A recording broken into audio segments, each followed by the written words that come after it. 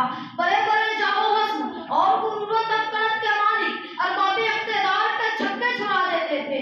آج وہی مسلمان محکومی کی زندگی گزارا.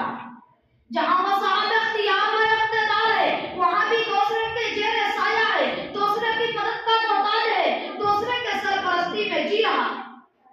کتنی حسرت و افسوس کا مقام ہے کہ وہ مسلمان جس نے دریاؤں اور سمندروں پر حکومت کی, وہ مسلمان جس نے صحرا و بیابان اپنے زیر نگہ کیے, وہ مسلمان جس کے حکم کی تابعداری جنگل کے بے زبان جانوروں اور مشرق سے مغرب اور جنوب سے شمال تک اڑتی ہوئی ہواؤں نے کی.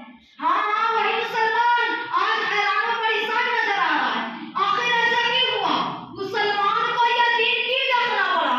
یا سب عوامل ہے جنہوں نے مسلمانوں کے عروج کو جبر سے, اقتدار کو محکومی سے, عزت و ناموری کو ذلت و خواری سے بدل دیا. حضرات گرامی, ایسا اسی لیے ہوا کہ ہم نے قرآن و سنت پر عمل کرنا چھوڑ دیا, خلفائے راشدین کی طریقہ زندگی سے روگردانی کی, صحابہ کرام کا جذبہ جہاد, صداقت و امانت, عدل و انصاف, شجاعت و جوانمردی سے بے نیازی اختیار کی.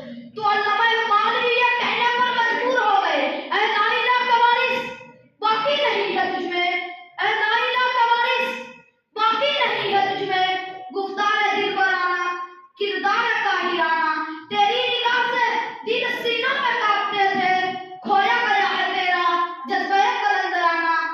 حضرات گرامی, آج ہم کو اپنے اندر تبدیلی پیدا کرنے کی ضرورت ہے, اپنے آپ کو بدلنے کی ضرورت ہے, اور اتنا بدلنے کی ضرورت ہے کہ ہمارے ساتھ ہمارا ماحول بدل جائے, ہمارا حالات بدل جائے, ایک نئی دنیا ہو, نئی فضا ہو, نئی آب و ہوا ہو, ہماری زندگی میں صداقت و امانت ہو, عدل و انصاف ہو, علم و حیا ہو, شقاوت و شجاعت ہو, احسان و ہمدردی ہو, اتحاد و اتفاق ہو, حسن اخلاق و کردار ہو. اگر ایسا ہوا تو یہ دنیا اور دنیا کا اقتدار مسلمانوں کے زیر نگہ ہوگا.